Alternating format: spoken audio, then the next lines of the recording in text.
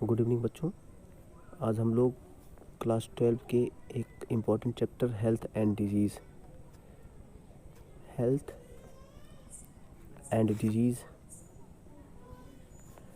नामक चैप्टर पर डिस्कशन करेंगे। हेल्थ एंड डिजीज़ नामक चैप्टर पर डिस्कशन करेंगे जो कि क्लास 12 का एक महत्वपूर्ण चैप्टर है और यहाँ से हर साल एक न एक क्वेश्चन अवश्य आता है। तो चलिए बिना देर के भी आगे बढ़ते हैं। सबसे पहले हम जानते हैं हेल्थ क्या है। हेल्थ क्या है। What is health. तो स्वास्थ्य का अर्थ यह नहीं होता कि वह रोगी नहीं है। स्वास्थ्य का अर्थ यह नहीं होता कि वह रोगी नहीं है। स्वास्थ्य जो शब्द है वो एक तरफ से मान लीजिए कि फिजिकली नहीं, मेंटली और सोशली भी जो है रिलेटेड है। कहने का मतलब है कि कोई आदमी अगर मान लीजिए कि फिजिकली या शरीर से बीमार नहीं है तो इसका मतलब ये नहीं कि वो स्वस्थ है। नॉर्मली हम लोग क्या कहते हैं या करते क्या है, इसके डिफिनीशन में ये कह देते हैं कि हाँ भाई जो है आज हमारे सिर में दर्द नहीं है, आज हम ये नहीं है वो नहीं है तो हम जो है स्वस्थ हैं। ऐसा नहीं है। अगर हमें कोई सामाजिक परेशानी है या कोई मानसिक कष्ट है तो भी हम बीमार हैं। जब कोई भी जो है मनुष्य या कोई भी जीव सामाजिक मानसिक और शारीरिक तीनों दशाओं में सामान्य हो तब वो स्वस्थ है। स्वस्थ का अर्थ है किसी भी जीव का सामाजिक, मानसिक, शारीरिक दशा का सामान्य होना ही स्वास्थ्य है। किसी भी जीव का सामाजिक, मानसिक, व्यवहारिक, शारीरिक दशा का सामान्य होना ही स्वास्थ्य है। WHO ने एक परिभाषा दी है 1984 में जो कि इस प्रकार है। Health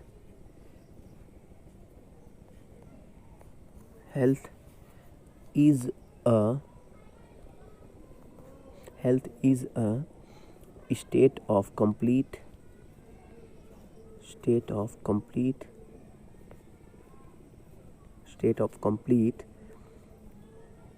health is a state of complete physical, mental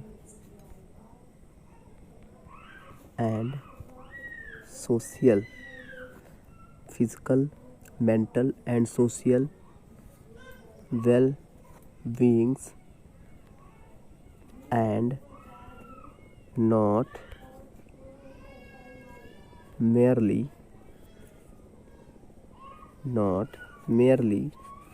an absence of disease। आप वीडियो को रोक के इसको नोट कर लेंगे। चूँकि स्क्रीन पे जगह की कमी है इसलिए थोड़ा थोड़ा करके लिख रहे हैं। आप वीडियो को रोक के पूरी परिभाषा लिख लेंगे। हम एक बार पुनः पूरी परिभाषा को दोहरा दे रहे हैं। वर्ल्ड हेल्थ ऑर्गेनाइजेशन, जिसका कि जो है हेड ऑफिस जो है वो जेनेवा में है, उसने 1984 में जो है एक हेल्थ की परिभाषा दी है।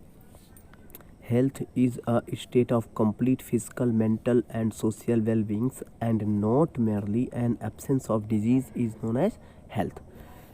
तो स्वास्थ्य का अर्थ रोग की अनुपस्थिति या शारीरिक स्वस्थता नहीं है। स्वास्थ्य का अर्थ रोग की अनुपस्थिति या शारीरिक स्वस्थता ही नहीं है, बल्कि शारीरिक, मानसिक और सामाजिक रूप से अगर कोई व्यक्ति सामान्य है तो समझ लीजिए कि वो स्वस्थ है। ये एक परिभाषा है। तो इसमें हम मान सकते हैं कि जो हेल्थ है उसको हम तीन चीज़ें इसमें हैं मुख्य रूप से। फिजिकल वेल होना चाहिए उसको, मेंटल रूप से ठीक रहे और सोशल रूप से भी वो वेल रहे। अगर ये तीनों दशाएं उसके पास हैं, फिजिकल यानी शारीरिक रूप से सिर में दर्द, कोई समस्या, शरीर में कोई कष्ट, पीड़ा वो ना हो। दूसरी चीज़ दिमागी प्रेशर ना हो, कोई उसके समाज के द्वारा उसको कोई टेंशन ना हो। तो ये तीनों चीज़ें जब वो तीनों रूप से वो स्वस्थ है तो दैट इज़ कॉल्ड हेल्थ। तो वो समझ लीजिए कि सही है। अब आज हम लोग भले ही रोग मुक्त हैं, आज हम अपने आप को भले ही ये कह लें कि हम रोग मुक्त हैं, लेकिन मेंटली हम बीमार हैं तो भी समझ लीजिए कि हम बीमार ही हैं।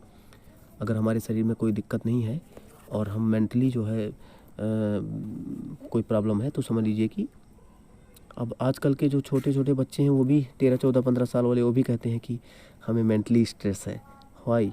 जब 20-30 ईयर एगो, जबकि 20-30 साल पहले ऐसा नहीं था, ठीक है।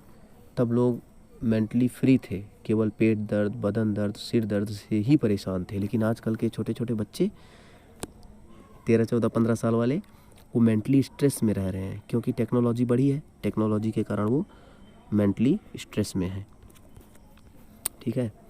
तो एक बार पुनः दोहराएंगे, किसी भी जीव का सामाजिक अर्थात सोशियल, उसके बाद मानसिक अर्थात मेंटल, और फिजिकल, अगर तीनों दशाओं में वो ठीक ठाक है, सामान्य है, तो समझ लीजिए कि स्वस्थ है। और यदि वह जो है इन तीनों दशाओं में अगर प्रॉब्लम में है तो समझ लीजिए कि वो बीमार है। Health is a state of complete physical, mental and social well beings and not merely an absence of disease. एक बार लास्ट टाइम सुन लें। हेल्थ, थोड़ा स्लो बोलेंगे आपके लिखने के लिए। Health is a state of complete physical, mental and social well being and not merely an absence of disease, ठीक है। तो ये जो है स्वास्थ्य की परिभाषा है, इसको आप लोग नोट आउट कर लेंगे। इसके बाद आगे बढ़ते हैं, इफेक्टिंग फैक्टर पढ़ते हैं हेल्थ के लिए। कौन कौन से ऐसे फैक्टर हैं, कौन कौन से ऐसे प्रभाव हैं जो हमारे स्वास्थ्य को बिगाड़ देते हैं। Affecting factor of health.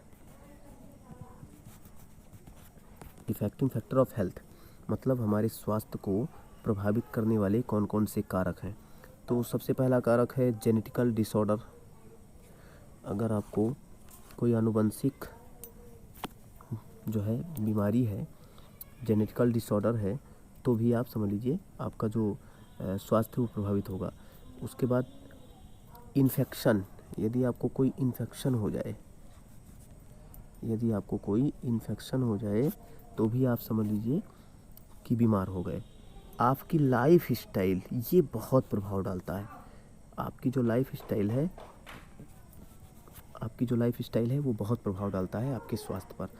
आप देर रात तक जागते हैं, सुबह देर तक सोते हैं, ये सब चीज़ें जो है आपको प्रभावित करती हैं। इसके बाद अगला है मेंटली डिप्रेशन। अगर आप मेंटली डिप्रेशन में हैं तो भी आप समझ लीजिए क्या है, बीमार हैं, तो भी आप बीमार हैं, ठीक है। कोई टेंशन ले लिए किसी बात को लेके, बीमार हो गए। सोशल, समाज के द्वारा, अगर समाज से आपको टेंशन मिल गया तो भी आप बीमार ही हैं। तो जो फैक्टर अफेक्टिंग है हेल्थ को, वो सबसे पहला जेनेटिकल डिसऑर्डर, उसके द्वारा आप जो है आपका हेल्थ प्रभावित हो जाएगा। इन्फेक्शन हो जाए तो भी आपका हेल्थ प्रभावित हो जाएगा।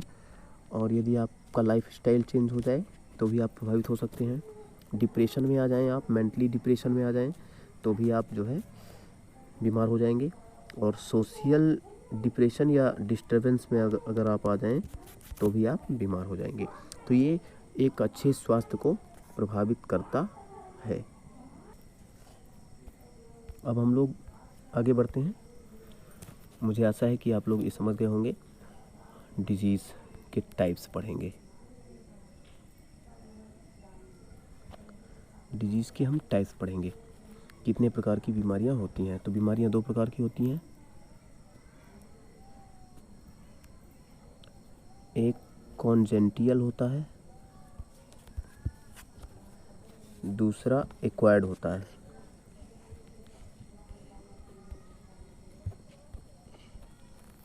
एक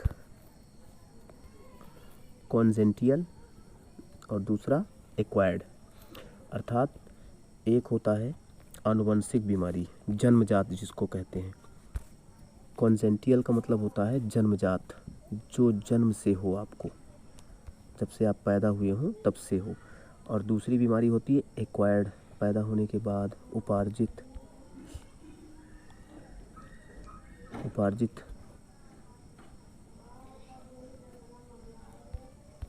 यानी जैसे मान लीजिए कि आप माँ के गर्भ में हैं और कुछ ऐसी घटना घट गई जिससे जो है बालक जो है वो बहरा, जो है अंधा पैदा हो सकता है ना। तो इस तरह की अगर कोई बीमारी उसको हो रही है तो समझ लीजिए कि वो जो है जन्मजात रोग है। और यदि जन्म लेने के बाद मच्छर काटने से मलेरिया हो गया, एक्सीडेंट हो जाए, पैर कटवाना पड़े या कोई अन्य चीज़ हो जाए, तो ऐसी बीमारियां जो है वो एक्वायर्ड है, अर्थात उपार्जित हैं, जन्म लेने के बाद आई। तो दो प्रकार की बीमारियां होती हैं, एक कॉन्जेंटियल और सेकंड इज एक्वायर्ड। अब कॉन्जेंटियल का कारण पहले जान लें कि जन्मजात बीमारियां होती कैसे हैं, जो जन्म से होती हैं। जन्मजात बीमारियां होती कैसे हैं? कॉन्जेंटियल,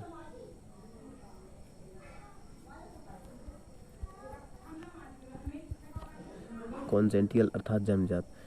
ये बीमारी जो है, सबसे पहला फैक्टर है इसका ड्यू टू जीन म्यूटेशन।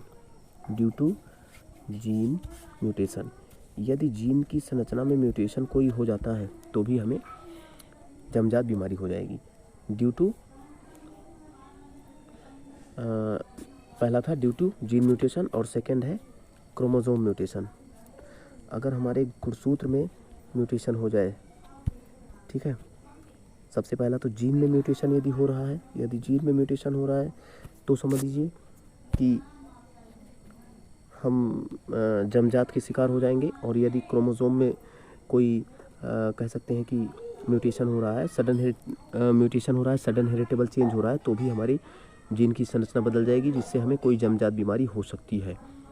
ठीक है, तो ये दो मुख्य फैक्टर हैं जो जन्मजात रोग को जो है जन्म देते हैं। ठीक है,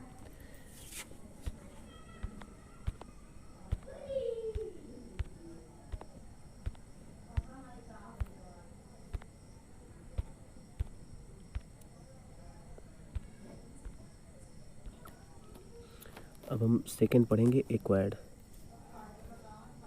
सेकंड पढ़ेंगे एक्वायर्ड